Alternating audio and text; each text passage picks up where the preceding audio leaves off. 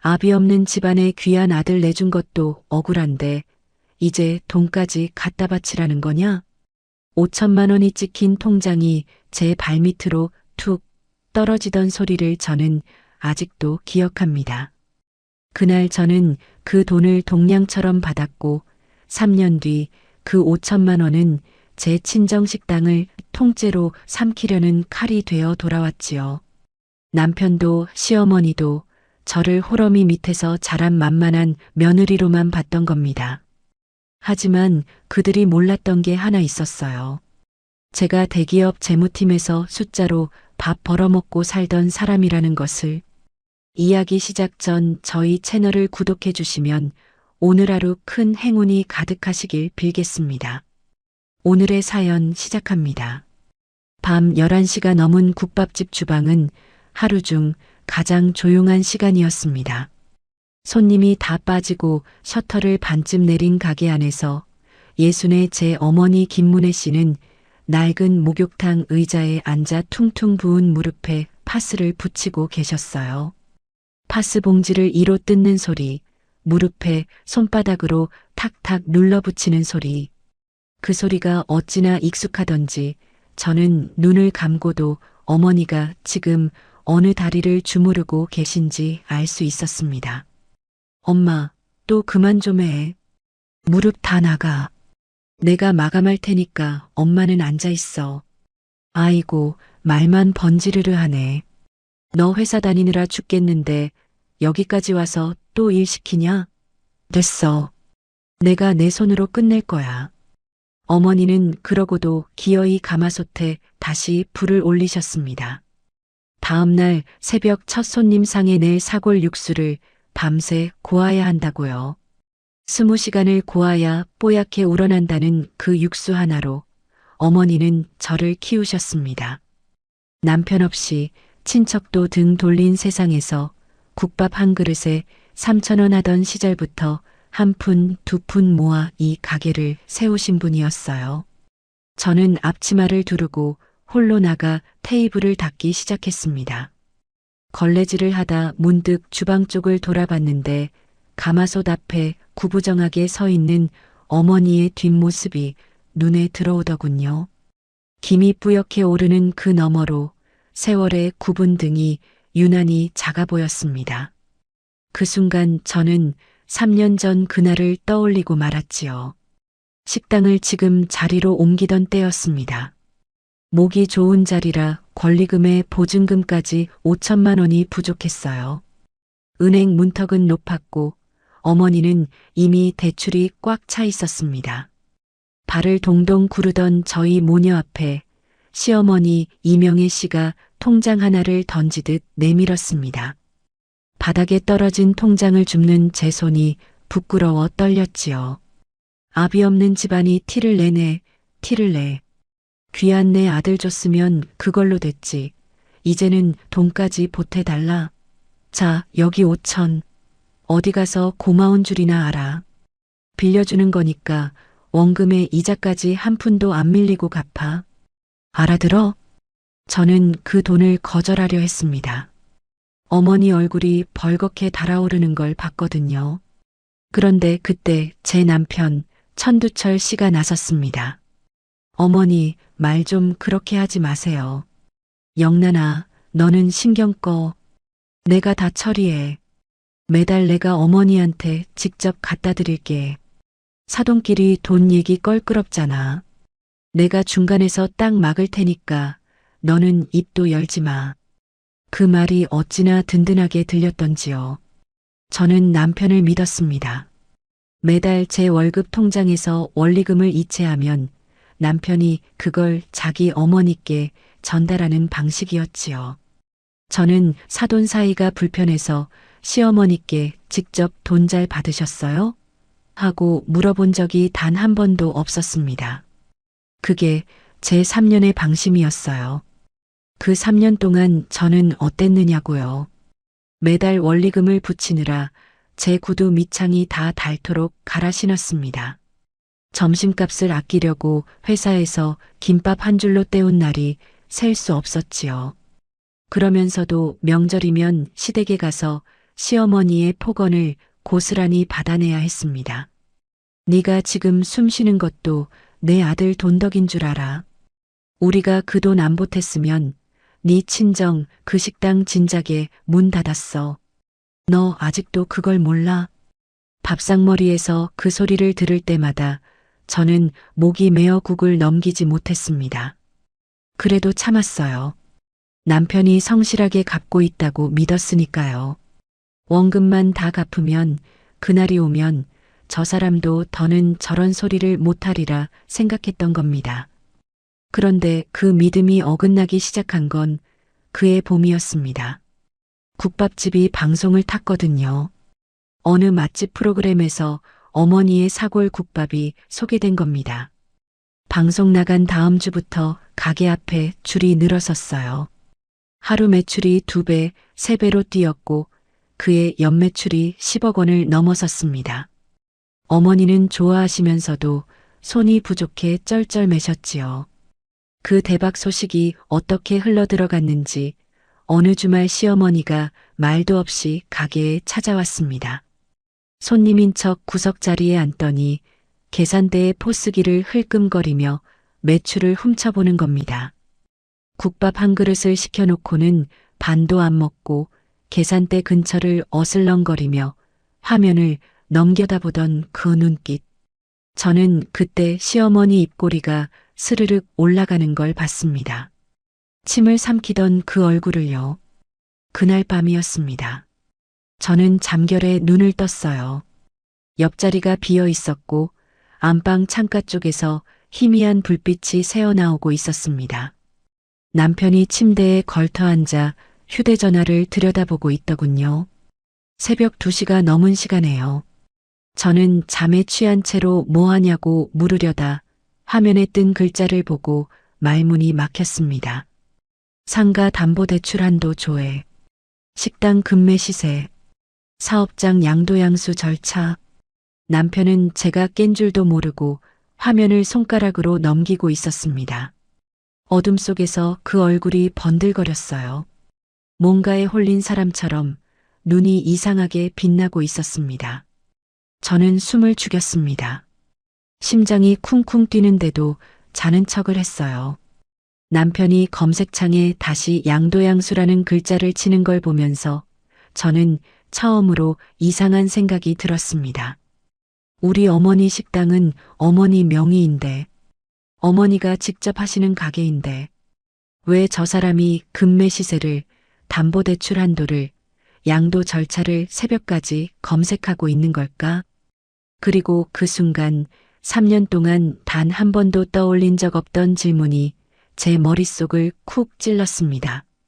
저 사람이 지난 3년 동안 시어머니께 원리금을 실제로 갚은 내역을 나에게 단 한 번이라도 보여준 적이 있었던가?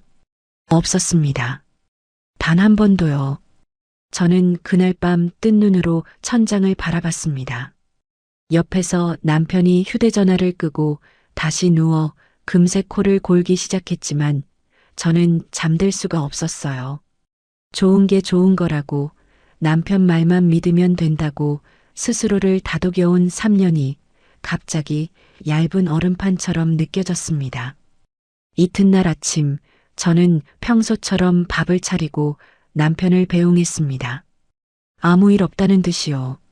남편은 제 볼에 입을 맞추고 다녀올게. 괜히 예민하게 굴지 말고 당신도 오늘 컨디션 좀 챙겨. 하며 나갔지요. 그 뒷모습을 보면서 저는 결심했습니다. 확인해 보자고. 감정이 아니라 숫자로. 대기업 재무팀에서 10년 넘게 남의 회사 돈줄을 들여다보며 살았던 사람입니다. 숫자는 거짓말을 못한다는 걸 저는 누구보다 잘 알고 있었어요. 사람의 말은 얼마든지 예쁘게 꾸밀 수 있지만 통장에 찍힌 이체 기록은 절대 꾸며지지 않으니까요. 그날 저녁 어머니 가게로 향하는 지하철 안에서 저는 창밖을 바라봤습니다. 유리에 비친 제 얼굴이 낯설더군요. 웃는 얼굴을 3년이나 붙이고 살았더니 정작 제 진짜 표정이 어떤 건지 잊어버린 사람 같았습니다. 가게에 도착하니 어머니는 또 무릎에 파스를 붙이고 계셨어요. 저를 보고 반갑게 웃으시는데 그 웃음이 어찌나 곱던지. 이 웃음을, 저 등을, 저 파스 냄새를 그 누구도 함부로 건드리게 둘 수 없다는 생각이 그때 제 안에서 처음으로 단단하게 굳어졌습니다. 엄마, 응, 왜? 얼굴이 왜 그래? 엄마 식당 엄마 명예 맞지? 확실하지? 어머니가 파스를 붙이던 손을 멈추고 저를 올려다봤습니다. 그럼, 내 명이지. 왜 무슨 소리 들었어? 아니, 큰일은 아니고 그냥 내가 좀 확인할 게 있어. 엄마는 걱정하지 말고. 저는 그렇게만 답하고 앞치마를 둘렀습니다. 그리고 그날 밤 집에 돌아와 남편이 잠든 사이 은행 앱을 열었습니다. 지난 3년간 제 이름으로 남편에게 보낸 이체 내역을 하나하나 화면에 띄웠지요. 손가락 끝이 차가워지는 걸 느끼며 저는 첫 번째 숫자를 눌러 확인하기 시작했습니다. 못 배운 사돈이 무슨 큰 가게를 운영해. 대졸자인 우리 아들이 대표 자리에 앉아서 돈줄을 쥐어야지. 회사 로비 한복판에서 다리를 꼬고 앉은 시어머니가 저를 올려다보며 그렇게 말했습니다. 저는 그날 남편 말만 믿고 3년을 붙인 원리금이 정말 시어머니께 갔는지 처음으로 제 손으로 파헤치기 시작했지요. 지금부터 그 이야기를 시작하겠습니다. 며칠 뒤 점심시간이었습니다. 저는 회사 구내식당에서 동료들과 밥을 먹고 로비로 나오던 참이었어요. 그런데 로비 소파에 웬 낯익은 사람이 다리를 꼬고 앉아 있는 겁니다. 시어머니였습니다. 회사에는 미리 연락 한 통 없이 안내 데스크에 제 이름을 대고 불쑥 찾아온 거였어요. 어머니, 여기까지 어쩐 일로? 어쩐 일은? 며느리 얼굴 좀 보러 왔다. 왜? 시어머니는 로비를 한 바퀴 훑어보더니 콧방귀를 뀌었습니다. 유리벽에 걸린 회사 로고며 오가는 정장 차림 직원들이며 그런 걸 눈에 담는 표정이 묘하게 계산적이었어요. 저는 사람들 시선이 신경 쓰여 얼른 소파 쪽으로 다가갔습니다. 저 곧 오후 업무 들어가야 해서요. 하실 말씀 있으시면 짧게. 그래, 짧게 하마. 다름이 아니라 네 친정 식당 말이다. 저는 순간 등줄기가 서늘해졌습니다. 식당이 방송 타고 커졌담서 매출이 10억이 넘는다고? 그렇게 큰 사업체를 네 엄마가 어떻게 관리해? 세무니 회계니 그런 걸 그 양반이 알기나 하냐? 못 배운 사람이. 어머니, 내 말 끝까지 들어. 이제 가게가 커졌으니까 제대로 된 대표가 앉아야 한다 이 말이야. 대졸자에 회사 다녀본 우리 두철이가 대표 자리에 앉아서 돈줄을 쥐어야지. 안 그러면 저 어수룩한 네 엄마가 세금 폭탄 맞고 다 말아먹어. 저는 손톱이 손바닥을 파고드는 걸 느끼며 최대한 목소리를 낮췄습니다. 어머니, 엄마 식당은 엄마 명의고 엄마가 직접 관리하십니다. 대표를 누가 앉히고 말고 할 문제가 아니에요. 그 말이 떨어지기 무섭게 시어머니가 소파 앞 테이블에 놓인 커피잔을 손등으로 거칠게 밀쳤습니다. 잔이 쓰러지며 커피가 테이블 위로 쏟아졌어요. 로비에 있던 사람들이 일제히 이쪽을 돌아봤습니다. 뭐, 이것 봐라. 며느리가 시어미 말을 잘라. 네가 남편 기죽이는 독한 년이라는 걸 오늘 내가 똑똑히 봤다. 네가 대체 뭘 믿고 이렇게 뻣뻣해? 목소리가 어찌나 크던지 안내 데스크 직원까지 자리에서 일어섰습니다. 저는 얼굴이 화끈거렸어요. 몇 년을 같이 일한 동료들이, 팀장이, 후배들이 다 보고 있는 로비 한복판이었으니까요. 그런데 이상하게도 그날은 눈물이 나지 않았습니다. 예전 같으면 창피해서 울먹였을 텐데 그날은 머릿속이 서늘하게 식어가는 게 느껴졌어요. 저는 휴지를 뽑아 테이블을 닦고 조용히 시어머니를 일으켜 세웠습니다. 어머니, 밖에서 얘기하시죠. 제가 택시 잡아드릴게요. 나, 이거 안 나?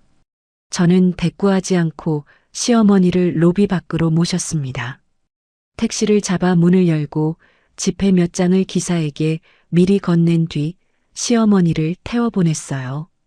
차창 너머로 시어머니가 뭐라고 계속 소리를 질렀지만 저는 듣지 않았습니다. 택시가 사라지는 걸 끝까지 지켜보면서 저는 마음을 굳혔지요. 이제는 확인해야겠다고. 남편 입에서 나오는 말 말고 실제로 그 돈이 시어머니께 갔는지 안 갔는지. 그날 저녁 저는 평소보다 일찍 퇴근해 집으로 돌아갔습니다. 남편은 거실 소파에 벌러덩 누워 게임기를 쥐고 있었어요. 제가 들어오는데 눈길도 안 주더군요. 오늘 어머니가 회사로 찾아오셨어. 그래. 남편은 화면에서 눈을 떼지 않았습니다. 로비에서 사람들 다 보는데 소리를 지르셨어. 엄마 식당 대표 자리에 당신을 앉혀야 한다고. 엄마가 못 배워서 관리를 못 한다고. 그제야 남편이 고개를 돌렸습니다. 그런데 그 표정이 놀라거나 미안해하는 게 아니었어요. 오히려 피식 웃더군요. 어머니 말이 아주 틀린 것도 아니잖아. 장모님 연세가 얼만데. 그 나이에 무슨 세무를, 회계를 알아. 감각이 다 떨어졌지. 솔직히 내가 나서서 프랜차이즈로 키워야 집안이 편해져. 너도 그게 좋잖아. 장모님도 이제 좀 편하게 사시고. 저는 그 순간 3년 동안 이 사람이 저를 어떻게 다뤄왔는지가 한꺼번에 보였습니다. 늘 이런 식이었어요. 자기가 하고 싶은 걸 마치 저와 어머니를 위하는 척 포장하는 것. 어머니를 무능한 사람으로 깎아내리면서 그게 다 배려인 척하는 것. 당신이 나서서 키운다고? 무슨 돈으로? 돈이야 가게 담보 잡으면 되고. 말을 하다 말고 남편이 입을 다물었습니다. 저는 그 순간을 놓치지 않았어요. 담보. 그날 밤 새벽에 검색하던 그 담보 대출. 저는 아무렇지 않은 척 고개를 끄덕였습니다. 그래. 알았어. 생각 좀 해볼게. 남편은 다시 게임기로 눈을 돌렸습니다. 제가 물러섰다고 생각한 거지요. 저는 방으로 들어가 문을 닫고 은행 앱을 열었습니다. 지난 3년간 제 이름으로 남편 계좌에 이체한 내역을 전부 화면에 띄웠어요. 매달 같은 날 같은 금액. 원금과 이자를 합쳐 꼬박꼬박 붙인 돈. 3년이면 36번. 저는 그 금액을 하나하나 더해봤습니다. 5천만 원 원금에 약속했던 이자까지 계산기를 두드리는 제 손끝이 떨렸어요.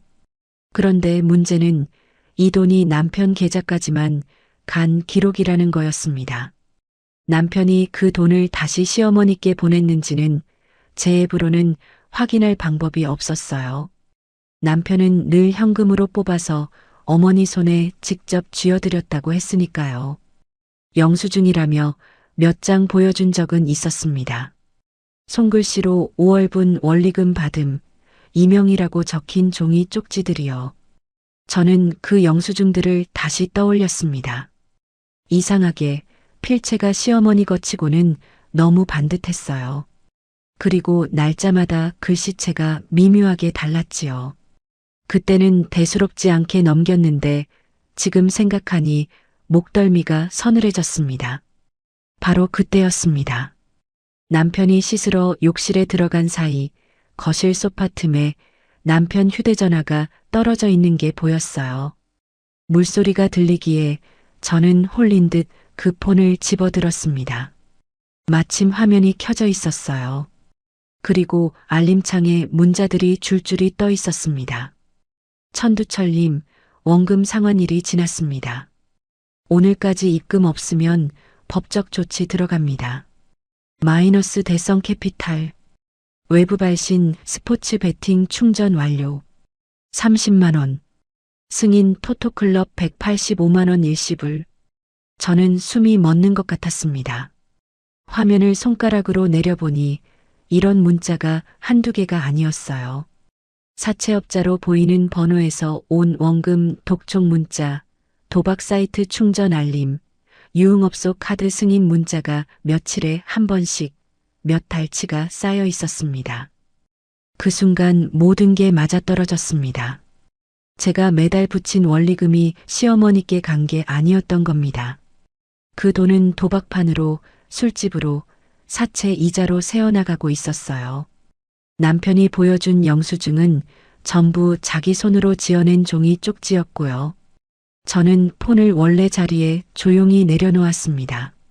심장이 미친 듯이 뛰는데도 손은 이상하리만치 차분했어요. 그때 소파 옆에 세워둔 남편의 서류 가방이 눈에 들어왔습니다. 지퍼가 반쯤 열려 있고 종이 뭉치 모서리가 삐져나와 있더군요. 저는 그 종이를 살짝 당겼습니다. 맨 위장에 굵은 글씨로 제목이 박혀 있었어요. 사업장 양도양수 계약서. 손이 떨려왔습니다. 물소리가 멈추기 전에 저는 종이를 다시 밀어넣고 소파에서 물러섰어요. 그날 밤 남편이 잠든 뒤 저는 서재에 앉아 노트북을 켰습니다. 눈물은 나지 않았어요.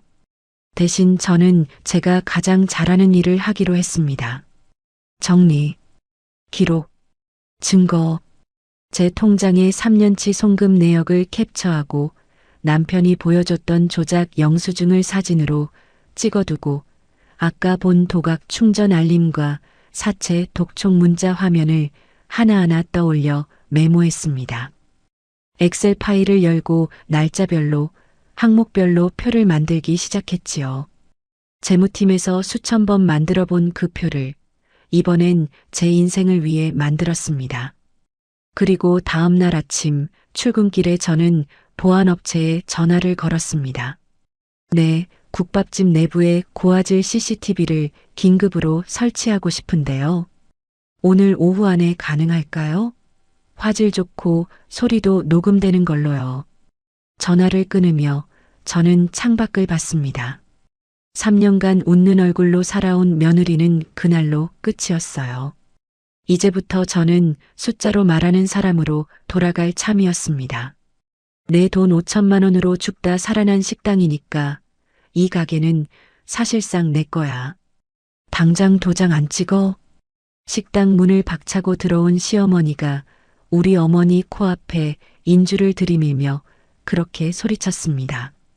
저는 바로 전날 CCTV 설치를 끝내둔 참이었지요. 그들이 몰랐던 건 천장 구석에서 모든 걸 지켜보는 눈이 이미 돌아가고 있었다는 사실이었습니다. 지금부터 그 이야기를 시작하겠습니다. CCTV 설치가 끝난 바로 다음 날이었습니다. 저는 반차를 내고 식당에 들렀어요. 브레이크 타임이라 손님은 없었고 어머니는 주방 한 구석 목욕탕 의자에 앉아 퉁퉁 부은 다리를 주무르며 가쁜 숨을 고르고 계셨습니다. 점심 장사를 치르고 나면 어머니는 늘 그렇게 30분쯤 다리를 붙잡고 앉아 계셨어요. 엄마, 다리 많이 부었네. 병원 좀 가자니까. 괜찮아. 이거 파스 붙이면 금방 가라앉아. 재고나 좀 봐줘. 우리 딸. 저는 냉장고를 열고 식자재 재고를 확인하며 장부에 적기 시작했습니다. 그런데 그때였어요. 식당 유리문이 쾅 하고 거칠게 열렸습니다. 유리가 흔들릴 정도로요. 저는 등 뒤에서 나는 소리에 몸을 돌렸습니다. 시어머니가 그 뒤로 남편이 위풍당당하게 걸어 들어오고 있었어요. 마치 자기 가게에 들어오듯이요. 어머니, 여보. 시어머니는 저를 본 척도 안 하고 곧장 계산대로 돌진했습니다. 그러더니 계산대 위에 놓인 포스기와 장부를 손으로 확 밀쳐버렸어요. 포스기가 넘어지고 장부가 바닥에 흩어졌습니다. 어머니, 지금 뭐 하시는 거예요? 뭐 하긴. 내 물건 내가 만지는데 뭐. 이 가게가 누구 덕에 이렇게 컸는 줄 알아? 내 돈 5천만 원으로 죽다 살아난 식당이야. 그러니까 이 가게는 사실상 내 거라고. 주방에서 그 소리를 들은 어머니가 다리를 절뚝이며 뛰쳐나왔습니다. 사돈. 이게 무슨 소리예요? 우리 가게가 왜 사돈 거예요?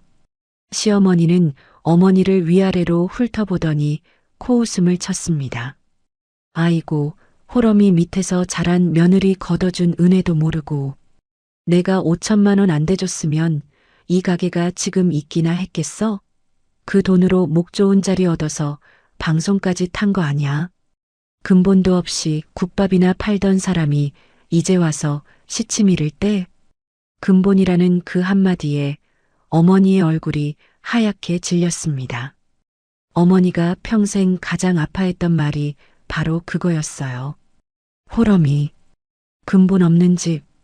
저는 어머니의 어깨가 움찔 떨리는 걸 봤습니다. 그때 남편이 옆에서 서류 가방을 열었습니다. 그러더니 두툼한 종이 뭉치를 꺼내 테이블 위에 보란 듯이 차르륵 펼쳐놓았어요. 저는 그 제목을 이미 알고 있었지요. 사업장 양도양수 계약서. 장모님, 복잡하게 생각하실 거 없어요. 여기 도장만 찍으시면 됩니다. 어머니가 이 가게 정당한 채권자시니까 이참에 정리하는 게 서로한테 좋아요. 저는 그 계약서를 흘끗 봤습니다. 내용이 기가 막혔어요. 권리금 포기는 기본이고 어머니가 평생을 바쳐 개발한 사골 육수 비법 레시피와 가게 집기 일체를 시어머니 명의로 무상 양도한다는 조항. 게다가 식당을 담보로 잡힌다는 독소 조항까지 빽빽하게 적혀 있었습니다. 한마디로 어머니한테서 가게를 통째로 빼앗겠다는 서류였어요. 남편이 주머니에서 인주를 꺼냈습니다. 빨간 인주통 뚜껑을 열더니 어머니 코앞에 들이밀었어요. 장모님, 지금 안 찍으시면 곤란해집니다. 5천만 원의 지연 이자까지 붙여서 가게에 가압류 걸 거예요. 그럼 금매로 넘어가고 문 닫는 거예요. 그러기 전에 얌전히 도장 찍으시는 게 나아요. 이게 다 장모님 생각해서 드리는 말씀이에요. 장모님 생각해서라는 그 말. 저는 속이 뒤틀렸습니다. 이 사람은 끝까지 남을 등쳐먹으면서도 그게 배려인 척하는 사람이었어요. 어머니가 덜덜 떨기 시작했습니다. 평생 남에게 빚 한 번 안 지려고 딸 가정에 티끌만 한 패도 안 끼치려고 조심조심 살아온 분이었어요. 그런 어머니에게 가압류 금매 문 닫는다는 말은 세상이 무너지는 소리였을 겁니다. 사위. 우리 영란이가 이혼당하면 어떡해. 나 때문에 우리 딸이. 어머니는 사위의 협박보다도 그 일로 제가 이혼당할까봐 더 무서워하고 있었습니다. 그게 우리 어머니였어요. 자기가 다 빼앗기는 순간에도 딸 걱정부터 하는 사람. 엄마, 아무것도 하지 마. 가만히 있어. 제가 나섰지만 어머니는 이미 정신이 반쯤 나가 있었습니다. 영란아, 그냥 도장 찍어주자. 가게가 뭐라고. 네가 이혼만 안 당하면 돼. 엄마는 괜찮아. 다시 국밥 팔면 돼. 처음부터 다시 하면 되지. 어머니의 눈에서 눈물이 뚝뚝 떨어졌습니다. 체념한 얼굴로 어머니가 인주를 향해 떨리는 손을 뻗었어요. 도장을 찍으려고요. 시어머니의 얼굴에 승리의 미소가 번졌습니다. 어머니가 도장을 찍을 거라 확신한 시어머니는 벌써부터 계산대 서랍을 마구잡이로 뒤지기 시작했어요. 금고 어디 있어? 오늘 매출 얼마야? 현금 좀 봐야겠는데. 이제 다 내 거니까. 서랍을 열고 통장을 꺼내고 영수증 뭉치를 뒤지는 그 손길. 저는 그 광경을 보면서 몸속 어딘가에서 지난 3년이 한꺼번에 무너져 내리는 소리를 들었습니다.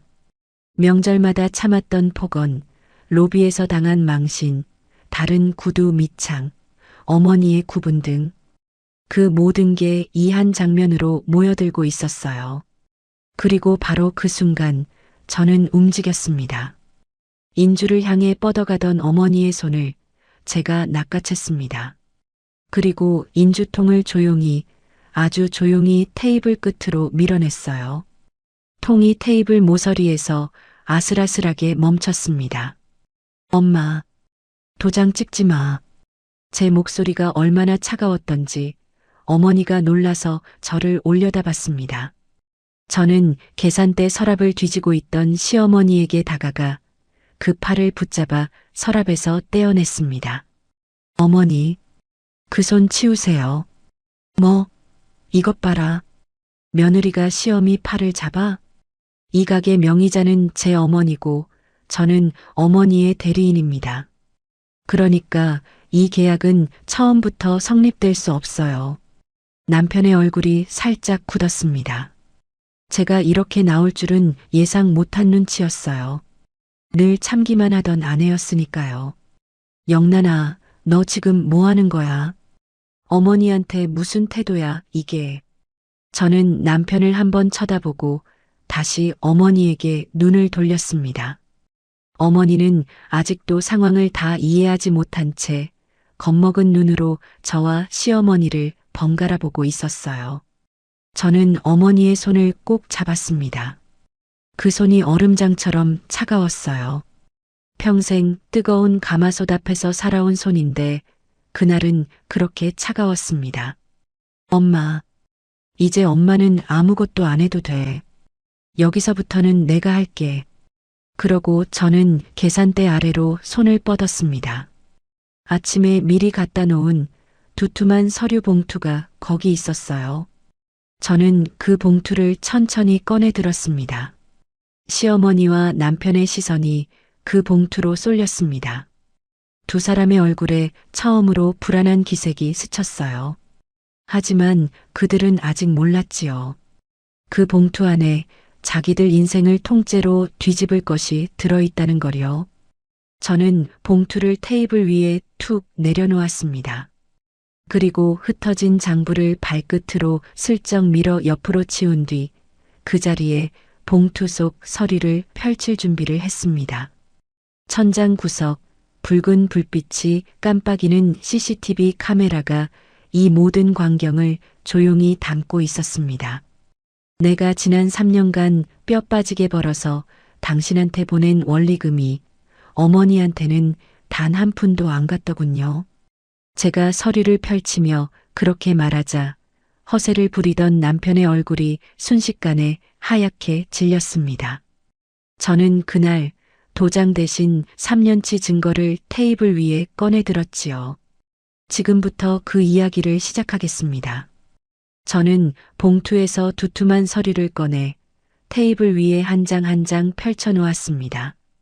붉은색 마커로 표시해둔 엑셀 자료, 제 이름으로 찍힌 은행 이체 내역서, 카드 승인 내역, 종이가 사각거리는 소리만이 텅 빈 식당에 울렸어요. 남편이 먼저 그 서류로 눈을 돌렸습니다. 무슨 종이인지 감을 잡으려는 듯 미간을 좁히더군요. 이게 뭐야? 보면 알잖아. 3년치 기록이야. 저는 첫 번째 서류를 손끝으로 짚었습니다. 제명의 통장에서 남편 계좌로 매달 이체된 내역이었어요. 같은 날, 같은 금액. 36줄이 빼곡히 찍혀 있었습니다. 이게 내가 지난 3년간 매달 당신 계좌로 붙인 원리금이야. 원금 5천만 원의 이자까지 한 번도 빠짐없이 내 구두 밑창 갈아가면서 점심값 아껴가면서 붙인 돈. 남편이 마른 침을 삼켰습니다. 시어머니는 아직 상황을 파악 못한 얼굴로 아들과 서류를 번갈아 봤어요. 그런데 여보, 이상하지. 이 돈이 어머니 계좌로는 단 한 번도 입금이 안 됐어. 저는 두 번째 서류를 그 옆에 나란히 놓았습니다.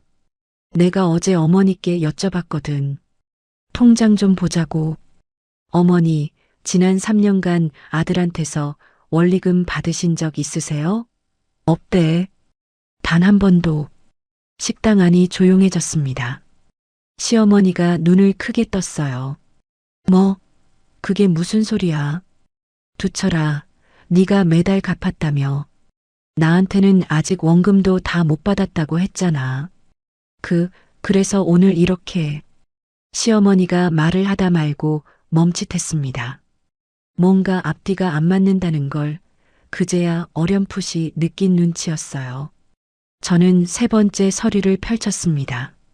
이번엔 카드 승인 내역이었어요. 그럼 내가 매달 붙인 이 돈이 어디로 갔는지 같이 볼까요, 어머니? 저는 또박또박 읽어 내려갔습니다. 3월 15일, 내가 원리금 이체. 같은 날 밤 11시 42분, 스포츠 베팅 사이트 충전 50만 원. 4월 15일, 내가 원리금 이체. 사흘 뒤, 토토클럽 카드 승인 185만 원. 5월 15일, 원리금 이체. 그날 저녁, 또 베팅 사이트 30만 원. 한 줄 한 줄 읽을 때마다 남편의 얼굴에서 핏기가 빠져나갔습니다. 동공이 불안하게 흔들렸어요. 내가 어머니 갚으라고 붙인 돈이 전부 도박판이랑 술집으로 새어나갔더라고. 3년 내내. 그리고 당신이 나한테 보여준 그 영수증 있잖아. 원리금 받음, 이명이라고 손글씨로 적힌 종이 쪽지들. 그거 전부 당신이 직접 쓴 거였어. 어머니 필체랑 대조해봤어. 완전히 달라. 저는 남편을 똑바로 봤습니다. 당신 3년 동안 나랑 어머니 양쪽을 다 속인 거야. 어머니한테는 아직 다 못 갚았다고 하고, 나한테는 잘 갚고 있다고 하고, 그 돈은 다 당신 도박빚이랑 술값으로 태워버리고, 남편이 다급하게 시어머니의 팔을 잡았습니다. 어머니. 저 여자 말 믿지 마세요. 어머니는 빠져 계세요. 일단 나가요, 예. 나가서 얘기해요. 남편이 시어머니를 끌고 도망치려 했습니다. 하지만 시어머니는 그 자리에 뿌리 박힌 듯 서 있었어요. 손에 쥔 계약서가 바스락거렸습니다. 나 봐, 이놈아. 두철아. 너 지금 저 여자 말이 사실이야? 네가 내 돈을 아직도 안 갚은 게 못 갚은 게 아니라 그 돈을 도박에 쳐넣어서? 시어머니가 갑자기 표정을 바꾸더니 저를 향해 악을 썼습니다. 아니야. 며느리 네가 지금 돈 떼먹으려고 거짓말하는 거지. 내 아들이 그럴 리가 없어. 대졸자에 회사도 다니고 얼마나 반듯한 앤데. 저는 그 말에 잠시 시어머니를 바라봤습니다. 그리고 서류 한 장을 조용히 시어머니 앞으로 밀었어요. 사채업자의 원금 독촉 문자를 캡처한 화면이었습니다. 어머니, 정신 차리세요. 어머니께 상환됐어야 할 그 5천만 원, 실은 사채랑 도박으로 다 사라졌어요. 그러니까 진짜로 5천만 원을 떼인 사람은 제가 아니라 어머니 자신이에요. 시어머니의 손이 사시나무처럼 떨리기 시작했습니다. 아들이 도박 중독자라는 것, 그것도 제 어머니 돈까지 가로챈 파렴치한이라는 것. 평생 잘난 대졸자 아들이라 자랑하고 다니던 시어머니에게 그 진실은 도저히 믿을 수 없는 충격이었을 겁니다. 완벽한 증거 앞에서 남편은 결국 다리가 풀렸습니다. 바닥에 털썩 주저앉았어요. 더는 변명할 말이 없었던 겁니다. 두철아, 너 이 자식 네가 어떻게 나한테, 내가 널 어떻게 키웠는데. 시어머니가 계약서를 쥔 손으로 아들의 등짝을 내리쳤습니다. 퍽. 그런데 그건 분노라기보다는 무너진 사람의 발악에 가까웠어요. 남편이 바닥에 주저앉은 채 오열하기 시작했습니다. 어머니 죄송해요. 빚이 도저히 감당이 안 돼서 어쩔 수 없었어요. 그 말에 시어머니의 얼굴이 흑빛이 됐습니다. 자기가 아들의 방패막이로 이용당했다는 걸 그제야 깨달은 거지요. 저는 바닥에 주저앉아 우는 남편과 넋이 나간 시어머니를 내려다봤습니다. 3년 전 통장을 제 발밑에 던지던 그 손, 명절마다 저를 깎아내리던 그 입, 방금까지 우리 어머니 코앞에 인주를 들이밀던 그 뻔뻔함. 그 모든 게 지금 이 바닥에 함께 무너져 있었어요. 그런데 이상하게도 저는 통쾌하지 않았습니다. 오히려 서늘하기만 했어요. 짐승만도 못한 사기꾼 모자의 추악한 민낯을 저는 아무 감정 없이 내려다봤습니다. 곁을 돌아보니 어머니가 충격으로 굳어 있었습니다. 사위가 도박에 빠져 딸 돈을 가로챘다는 것, 그 사위가 오늘 자기 가게를 빼앗으려 했다는 것, 어머니에게는 그 모든 게 한꺼번에 밀려든 거였어요. 어머니의 눈이 초점을 잃고 흔들렸습니다. 저는 어머니에게 다가가 그 굳은 어깨를 단단히 감싸 안았습니다. 엄마, 괜찮아. 이제 다 끝났어. 내가 다 정리할게. 어머니가 제 팔을 붙잡았습니다. 그 손이 아까보다 더 심하게 떨리고 있었어요. 영란아, 나 때문에 네가 이런 꼴을. 아니야, 엄마. 엄마 때문 아니야. 엄마는 아무 잘못 없어. 저는 어머니를 조용히 목욕탕 의자에 앉혀드렸습니다. 그리고 몸을 일으켜 바닥에 흩어진 계약서와 넘어진 포스기를 한번 둘러봤어요. 이제부터가 진짜였습니다. 저는 조용히 휴대전화를 꺼내 들었습니다. 화면을 켜고 아까부터 조용히 돌아가고 있던 녹취 앱을 확인했어요. 붉은 점이 깜빡이며 이 모든 자백을 빠짐없이 담고 있었습니다. 천장 구석의 CCTV도 여전히 우리를 내려다보고 있었지요. 저는 다음 수순을 위해 저장된 번호 하나를 천천히 눌렀습니다. 부부 사이에 돈 오간 건 없던 걸로 덮어줄 테니까 식당 지분 절반만 넘겨. 그럼 이혼은 막아주마. 아들의 범죄가 다 드러난 그 순간에도 시어머니는 표정을 바꾸며 저에게 그런 거래를 들이밀었습니다. 저는 그날 참아왔던 3년을 딱 한 번의 손가락질로 끊어냈지요. 지금부터 그 이야기를 시작하겠습니다. 바닥에 주저앉아 오열하던 남편, 넋이 나간 시어머니. 저는 휴대전화를 내려놓고 두 사람을 바라봤습니다. 그런데 시어머니가 정말 놀랍게도 눈물을 뚝 그치더니 표정을 싹 바꾸는 겁니다. 방금까지 아들 등짝을 후려치던 사람이 언제 그랬냐는 듯 억지 웃음을 지었어요. 영란아. 아니, 우리 며느라기. 자, 흥분하지 말고. 우리 서로 좋게 가자, 응? 저는 대꾸하지 않고 시어머니를 바라봤습니다. 이 사람이 또 무슨 수를 쓰려는지 지켜보고 싶었거든요. 두철이가 잘못한 거 맞아. 근데 어쩌겠니? 이미 벌어진 일인데. 이렇게 하자.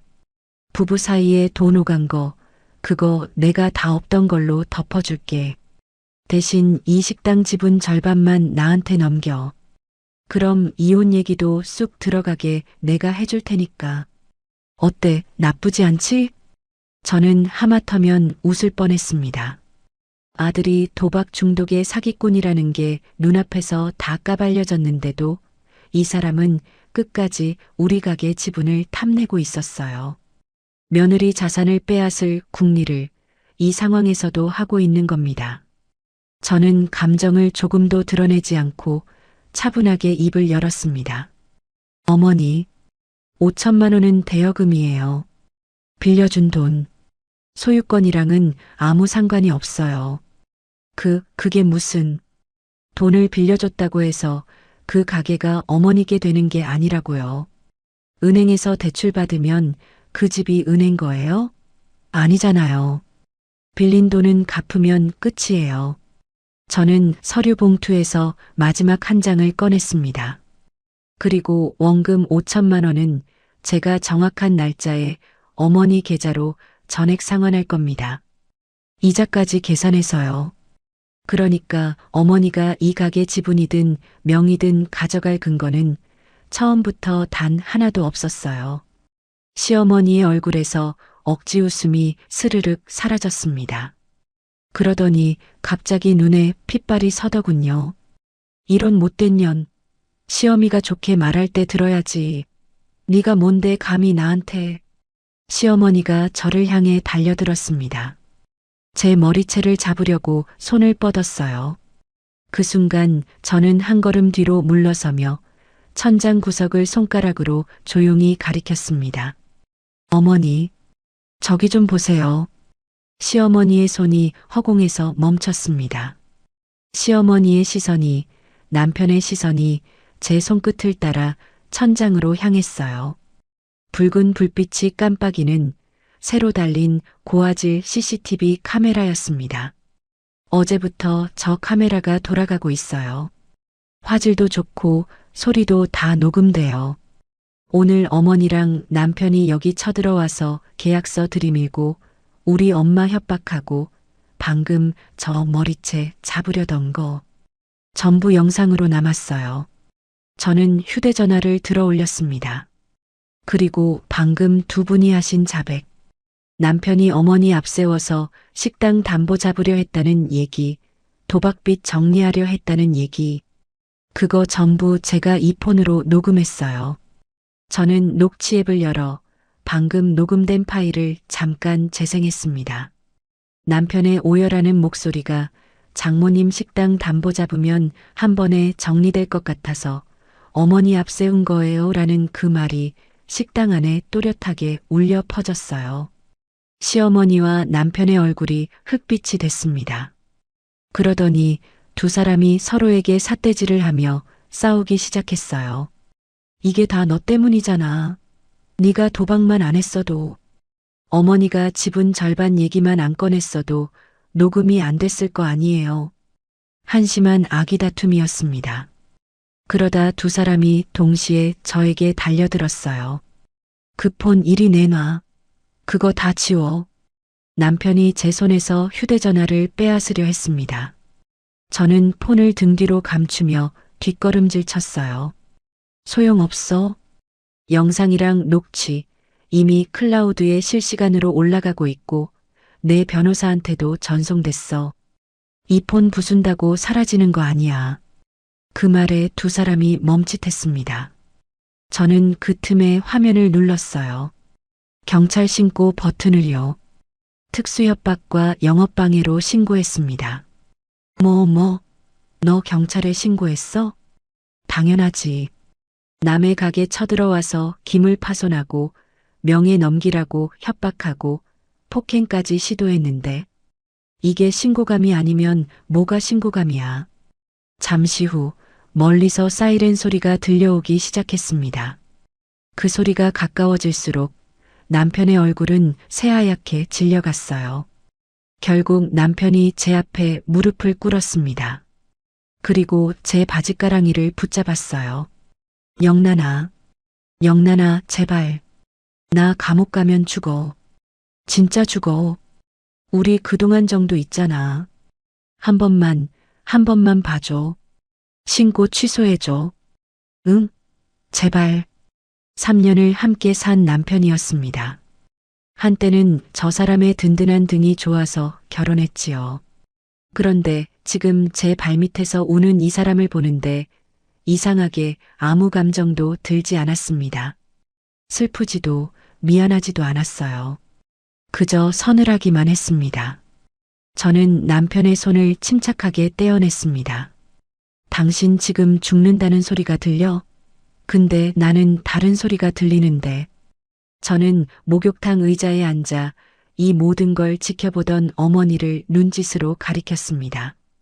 어머니는 넋이 나간 채 손으로 입을 틀어막고 있었어요. 우리 엄마 억장 무너지는 소리는 당신 귀엔 안 들려? 남편이 입을 다물었습니다. 제 목소리가 얼마나 차가웠던지 발악하던 남편도 그 자리에서 얼어붙었어요. 그때 식당 문이 열리고 경찰 2명이 들어왔습니다. 저는 차분하게 상황을 설명했어요. 바닥에 흩어진 양도양수 계약서와 파손된 포스기, 장부를 가리키며 CCTV 영상과 녹취 파일이 있다고 알렸습니다. 경찰이 계약서를 살펴보고 넘어진 포스기를 사진으로 찍었어요. 그 사이 식당 밖에는 사람들이 몰려들었습니다. 동네 주민들, 지나가던 손님들이 유리문 너머로 안을 들여다보며 휴대폰을 꺼내 촬영하기 시작했어요. 방송까지 탄 유명한 국밥집에 경찰차가 서 있으니 구경꾼이 안 몰릴 리가 없었지요. 시어머니가 그 시선을 느꼈는지 얼굴을 감싸쥐었습니다. 아이고, 창피해라. 이게 무슨 망신이야. 하지만 이제와 창피한 걸 알아본들 소용없었어요. 경찰은 현장 조사를 위해 두 사람을 경찰서로 임의동행하겠다고 했습니다. 남편과 시어머니가 고개를 푹 숙인 채 사람들의 카메라 앞을 지나 경찰차 쪽으로 걸어갔어요. 방금까지 이 가게가 자기 거라며 큰 소리치던 두 사람의 뒷모습이 그렇게 작고 초라할 수가 없었습니다. 저는 그 뒷모습을 싸늘하게 지켜봤습니다. 그리고 몸을 돌려 어머니에게 다가갔어요. 엄마, 이제 진짜 다 끝났어. 어머니가 제 손을 잡았습니다. 여전히 떨고 있었지만 아까보다는 조금 진정된 눈빛이었어요. 영란아, 이제 너 어떡하니? 이혼하는 거야? 응, 이혼할 거야. 그리고 받아낼 거 다 받아낼 거야. 저는 흩어진 서류를 주섬주섬 챙겼습니다. 그리고 저장해둔 번호를 눌렀어요. 변호사 사무실이었습니다. 네, 변호사님. 조금 전에 말씀드린 그 건이요. 이혼 소장이랑 형사 고소장. 지금 바로 접수 진행하겠습니다. 전화기 너머로 변호사가 뭐라 답하는 소리를 들으며 저는 창밖을 봤습니다. 경찰차 뒷좌석에 고개를 처박은 두 사람의 실루엣이 보였어요. 이제부터 시작이었습니다. 저는 받아야 할 것을 한 푼도 빠짐없이 받아낼 참이었어요. 내가 감옥에서 죽기 전에 그 5천만 원 사채 빚 좀 갚아줘요. 어머니, 제발. 유치장에 갇힌 남편이 면회온 시어머니에게 그렇게 매달렸다고 합니다. 저는 그날 이후 받아야 할 것을 한 푼도 빠짐없이 받아냈지요. 지금부터 그 이야기를 시작하겠습니다. 경찰 조사가 진행되면서 남편이 저지른 일의 전말이 서류로 하나하나 확인됐습니다. 사채업자들에게까지 손을 벌린 액수가 제 짐작보다 훨씬 컸어요. 도박빚의 이자가 눈덩이처럼 불어나 결국 처가 식당을 담보로 한 번에 털어보려 어머니를 방패로 세운 겁니다. 짐작은 했지만 숫자로 확인하니 속이 더 서늘하더군요. 저는 변호사와 함께 차근차근 절차를 밟았습니다. 남편을 상대로 형사 고소장을 접수했어요. 죄목이 한둘이 아니었습니다. 우리 어머니를 협박한 특수협박, 가짜 원리금 영수증을 만든 사문서 위조와 그걸 사용한 행사 가리고 제가 어머니께 갚으라고 위탁한 상환자금을 가로챈 횡령, 여기에 이혼 소송과 재산분할, 손해배상 청구까지 함께 걸었습니다. 증거는 차고 넘쳤어요. CCTV 영상, 현장 녹취, 3년치 이체 내역, 카드 승인 내역, 필적 감정으로 위조가 밝혀진 가짜 영수증까지. 제가 재무팀에서 쌓은 실력이 이럴 때 이렇게 쓰일 줄은 몰랐습니다. 숫자와 기록은 거짓말을 하지 않았어요. 수사가 마무리되자 검사가 남편에 대해 구속영장을 청구했고 법원이 이를 발부했습니다. 남편은 유치장에 갇혔어요. 그런데 그 안에서도 정신을 못 차렸던 모양입니다. 면회 온 시어머니에게 매달렸다니까요. 어머니, 사채 이자가 지금도 불어나고 있어요. 내가 여기서 죽기 전에 그 빚 좀 갚아줘요. 어머니가 안 갚으면 저 사람들이 어머니한테 찾아갈 거예요. 그럼 어머니도 무사 못해요. 아들의 협박 아닌 협박에 사채업자들의 독촉까지 겹치자 시어머니는 겁에 질렸습니다. 결국 시어머니는 평생 애지중지 모아온 노후 자금을 깨기 시작했어요. 그걸로도 모자라 오래 살던 낡은 아파트마저 헐값에 금매로 내놓고 빚을 갚느라 동분서주했습니다. 돈이라면 세상 무서울 게 없다 여기던 사람이 그 돈에 발목이 잡혀 전 재산을 잃어가는 꼴이었어요. 아들을 위해 쌓아온 것들이 그 아들 때문에 무너지고 있었습니다. 그러던 어느 날이었습니다. 제가 회사 로비를 지나는데 안내 데스크 쪽에서 소란이 일었어요. 돌아보니 초췌한 몰골의 시어머니가 서 있었습니다. 몇 달 새 폭삭 늙어버린 얼굴이었어요. 시어머니는 저를 보자마자 종이 한 장을 흔들며 다가왔습니다. 영란아, 내 얘기 좀 들어봐. 이거 봐라. 저는 걸음을 멈췄습니다. 시어머니가 내민 건 차용증 사본이었어요. 그 5천만 원 말이야. 그거 사실은 빌려준 돈이 아니라 식당에 투자한 돈이었어. 여기 봐. 차용증에 그렇게 적혀 있잖아. 투자금이라고. 그러니까 나도 지분이 있는 거야. 응? 내가 지분 있는 거 맞지? 저는 그 차용증을 받아 들여다봤습니다. 식당 사업에 5천만 원을 투자함이라고 적혀 있었어요. 필체가 눈에 익었습니다. 남편의 글씨였어요. 저는 헛웃음이 나올 뻔했습니다. 어머니, 이거 두철 씨 필적이에요. 어머니가 쓰신 것도 아니잖아요. 시어머니가 제 앞에 무릎을 꿇었습니다. 로비 한복판에서요. 영란아, 제발. 나 이제 정말 아무것도 없어. 아파트도 팔고 모아둔 돈도 다 빚 갚는 데 들어갔어. 이 지분이라도 인정받아야 내가 살아. 제발 한 번만. 저는 그 모습을 내려다봤습니다. 3년 전 제 발밑에 통장을 던지던 사람이었어요. 호러미 밑에서 자란 며느리 걷어준 은혜도 모르냐며 우리 어머니 근본을 짓밟던 사람. 며느리 자산을 끝까지 탐내던 사람. 그 사람이 지금 제 앞에 무릎을 꿇고 있었습니다.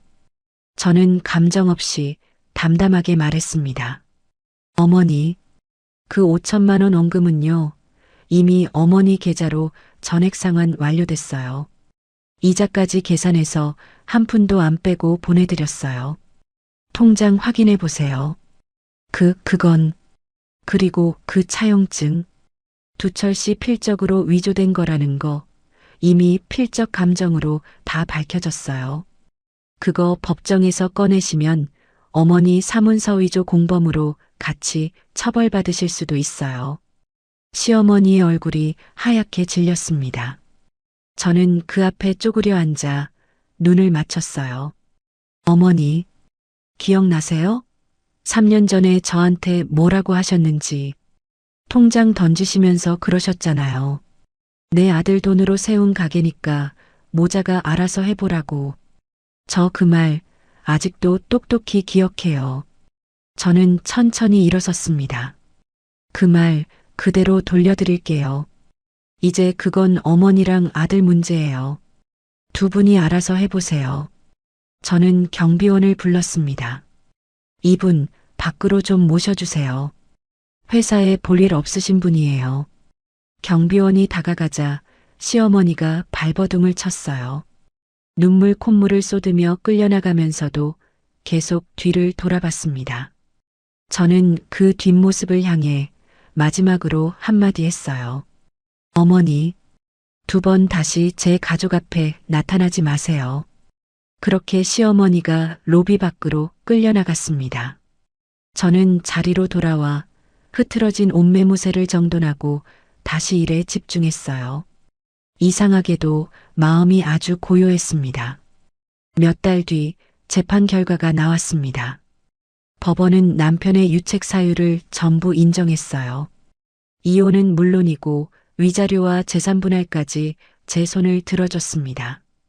그리고 남편은 특수협박과 사문서 위조, 횡령 혐의로 실형을 선고받았어요. 결국 죄수복을 입게 됐지요. 한때 밖에서 폼 잡기 좋아하고 대졸자에 회사 다닌다고 어깨에 힘주던 사람이었습니다. 그 사람이 도박에 빠져 아내 돈을 가로채고 제 어머니 돈까지 떼먹고 처가 식당을 빼앗으려다 결국 담장 안에 갇힌 겁니다. 시어머니는 어떻게 됐느냐고요. 아파트를 팔아 아들 빚을 갚고도 남은 사채와 합의금을 감당하지 못했습니다. 결국 빈털터리가 됐어요. 난방도 제대로 안 되는 비좁은 고시원 방으로 쫓겨났다고 들었습니다. 그리고 생계를 위해 폐지를 줍기 시작했다고요. 돈을 권력으로 알고 그 돈으로 남을 짓밟으려던 사람의 끝이었습니다. 그해 겨울, 유난히 바람이 매섭던 날이었어요. 시어머니가 손술에 가득 폐지를 싣고 번화가 사거리를 지나가고 있었다고 합니다. 그런데 그 사거리 한복판, 커다란 전광판에 광고 영상 하나가 흐르고 있었어요. 환하게 웃는 우리 어머니와 저의 얼굴, 그리고 김이 모락모락 나는 국밥 한 그릇. 새로 문을 연 우리 국밥 전문점 광고였습니다. 전에 듣기로 시어머니는 그 전광판 앞에 우두커니 서서 한참을 올려다봤다고 해요. 매서운 바람 속에서 피눈물을 흘리면서요. 저는 그 얘기를 전에 듣고 그저 창밖을 한번 내다봤을 뿐입니다. 뿌린 대로 거둔 것 뿐이니까요. 이제 제 앞에는 지켜낸 것들만 남아 있었습니다. 내 덕분에 이 어미 인생이 진짜로 꽃을 피웠구나. 고운 한복을 차려입은 어머니가 제 손을 꼭 잡고 그렇게 말했습니다. 평생 호럼이라는 꼬리표에 주눅 들어 허리 한번 못 펴고 살아온 분이 그날 처음으로 등을 곧게 펴셨지요. 지금부터 그 마지막 이야기를 시작하겠습니다. 그 겨울로부터 2해가 지난 따뜻한 봄날이었습니다. 예전에 낡은 국밥집을 확장해 서울 한복판에 번듯한 직영 본점을 새로 열던 날이었어요.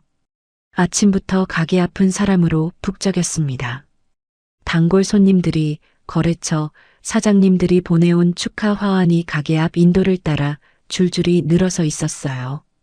화환 리본마다 개업을 진심으로 축하합니다라는 글씨가 봄바람에 나부꼈습니다. 저는 그날 대기업을 그만두고 나온 사람이었어요. 10년 넘게 남의 회사 돈줄을 들여다보며 살았지만 이제는 제 회사, 제 어머니의 회사를 위해 일하기로 한 겁니다. 대표이사 박영란이라고 새긴 명함을 처음 손에 쥐었을 때의 그 기분을 저는 아직도 잊지 못합니다. 세련된 정장을 차려입은 저는 주방이 아니라 홀 한가운데 서 있었어요. 그리고 고운 한복을 입은 어머니의 옷매무새를 다정하게 가다듬어 드렸습니다.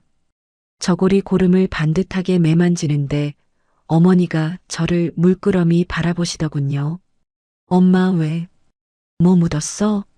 아니, 그냥 우리 딸이 이렇게 컸구나 싶어서. 어머니의 눈에 물기가 어렸습니다. 하지만 예전처럼 겁먹거나 서러운 눈물이 아니었어요. 벅차고 자랑스러운 눈물이었습니다. 지난 2해 동안 참 많은 일이 있었어요. 시가와의 악연을 법적으로 완벽하게 끊어냈고 받아야 할 위자료와 재산 분할도 한 푼 남김없이 받아냈습니다. 그 돈과 방송으로 얻은 화제성, 그리고 제 재무 감각을 발판 삼아 주먹국으로 굴러가던 국밥집을 주식회사로 법인 전환했어요. 몸집을 한 번에 불리라는 투자 제안도 여러 들어왔지만 부실하게 확장하다 무너진 회사를 재무팀에서 숱하게 봐온 저는 욕심 대신 내실을 택했습니다. 직영 본점을 세우고 검증된 자리에만 가맹점 몇 개를 신중하게 냈어요. 어머니가 평생을 바쳐 개발한 그 사골 육수 비법만큼은 우리 가게의 심장이니까 절대 흔들리지 않게 지켰습니다. 개업식이 시작됐습니다. 저는 마이크를 잡고 단상에 올랐어요. 하객들 앞에서 저는 우리 회사가 나아갈 방향을 또박또박 발표했습니다. 무리한 확장 대신 내실을 다지는 가맹계획, 가맹점주와 이익을 투명하게 나누는 상생수익 구조. 재무자료를 화면에 띄워가며 설명하는 제 목소리가 떨리지 않고 차분하게 홀을 채웠어요. 발표가 끝나자 하객들이 우레와 같은 박수를 보냈습니다. 저는 그 박수 속에서 문득 3년 전의 제 모습을 떠올렸어요. 명절마다 시댁 밥상머리에서 고개를 숙이던 며느리. 회사 로비에서 시어머니의 폭언에 얼굴이 화끈거리던 저. 남편 말만 믿고 구두 밑창을 갈아 신던 저. 그 주눅든 여자는 이제 어디에도 없었습니다. 공식 행사가 끝난 뒤 저는 어머니를 모시고 본점 옥상 정원으로 올라갔어요. 봄볕이 따뜻하게 내리쬐는 곳에 작은 테이블과 의자를 놓아둔 자리였습니다. 저는 따뜻한 커피 2잔을 내려 한 잔을 어머니께 건넸어요. 어머니와 나란히 앉아 탁 트인 하늘을 올려다봤습니다. 구름 한 점 없이 맑은 눈이 시리도록 푸른 봄 하늘이었어요. 엄마, 이제 다리 안 아파? 아이고, 이제 주방일 안 하니까 무릎이 살 것 같다. 매일 파스 붙이고 살았는데. 어머니가 커피를 한 모금 드시더니 저를 돌아봤습니다. 영란아, 나 사실 그때 참 무서웠어. 네 시어머니가 가게 내놓으라고 소리 지를 때 나는 또 나 때문에 네가 이혼당하고 근본 없는 집 딸이라고 손가락질 받을까봐. 그게 제일 무서웠어. 저는 어머니의 손을 잡았습니다. 평생 뜨거운 가마솥 앞에서 거칠어진 손이었어요. 엄마, 그 근본 없다는 말 이제 아무도 못해. 우리한테. 그래, 네 덕분이야. 나는 평생 호럼이라고 못 배웠다고 주눅 들어 살았거든. 늘 죄인처럼 어깨를 움츠리고. 그런데 이제는 허리를 펴게 됐어. 내 덕분에 이 어미 인생이 진짜로 꽃을 피웠구나. 어머니가 환하게 웃으셨어요. 주름진 얼굴에 봄볕이 내려앉으니 그 웃음이 어찌나 곱던지요. 저는 그 웃음을 보려고 지난 3년을 견뎠던 것 같습니다. 저는 아까 홀에서 보고 온 로비 벽에 걸린 2개의 액자를 떠올렸어요. 하나는 법인 사업자 등록증, 다른 하나는 어머니 명의로 지켜낸 상표권 등록증이었습니다. 그걸 걸면서 제가 어머니께 이렇게 말씀드렸었지요. 엄마, 이제 이건 그 누구도 우리를 함부로 못 건드리는 우리만의 성이야. 명의도 상표권도 전부 엄마 이름으로 돼 있어. 이젠 누가 와서 내놓으라 해도 던져줄 통장 하나 없어. 돌이켜보면 그 끔찍했던 위기가 오히려 저희 모녀를 더 단단하게 만들었습니다. 탐욕스러운 가짜 가족에게 평생의 자원을 억울하게 빼앗길 뻔했던 그 일이 저를 각성시켰고 어머니와 저를 세상 그 무엇보다 단단한 파트너로 묶어놓았어요. 저는 남편도 시가도 없이 홀로 서게 됐지만 그 홀로 서기가 오히려 완벽한 치유가 됐습니다. 한때는 남편의 든든한 등에 기대야 산다고 믿었어요. 시어머니의 돈이 아니면 가게를 지킬 수 없다고 겁먹었지요. 그런데 아니었습니다. 저를 지킨 건 남의 등도 남의 돈도 아니었어요. 제 손으로 정리한 기록, 제가 배운 숫자, 그리고 무너지지 않은 어머니와 저 자신이었습니다. 커피를 다 마실 때쯤 저 아래 거리에서 우리 가게 간판이 봄 햇살에 반짝이는 게 보였어요. 국밥 한 그릇을 팔던 어머니의 작은 가게가 이제는 이렇게 우뚝 서 있었습니다. 엄마, 우리 이제 진짜 잘 살자. 그래, 우리 딸이랑 나랑 오래오래 잘 살자. 저는 커피잔을 들어 올렸습니다. 어머니도 웃으며 잔을 드셨어요. 2개의 잔이 봄볕 아래에서 맑은 소리를 내며 부딪혔습니다. 세상의 어떤 위협에도 흔들리지 않을 우리만의 성. 그 위에서 어머니와 저는 활짝 열린 봄 하늘을 오래도록 올려다봤습니다. 저를 짓밟으려던 사람들은 스스로 무너졌고 저는 지켜야 할 것을 모두 지켜냈어요. 이것이 호러미의 딸로 태어나 3년의 굴욕을 견디고 끝내 제 이름으로 세운 성 위에 우뚝 선 저의 이야기였습니다. 여기까지가 호러미의 딸로 태어나 3년의 서름을 견뎌내고 끝내 눈물 대신 기록으로 감정 대신 증거로 제 어머니와 저의 성을 지켜낸 이야기였습니다. 던져진 돈에 무릎 꿇지 않고 조용히 서류를 꺼내든 그 순간 저는 비로소 저 자신을 지킬 수 있었습니다. 여러분도 부디 억울한 순간에 눈물보다 단단한 무언가를 손에 쥐고 계시길 바랍니다. 이야기를 끝까지 들어주셨다면 잘 들었다고 댓글 하나만 남겨주세요. 구독과 좋아요를 눌러주시는 모든 분들이 행복하시길 기원합니다. 오늘 함께 해주셔서 정말 감사합니다.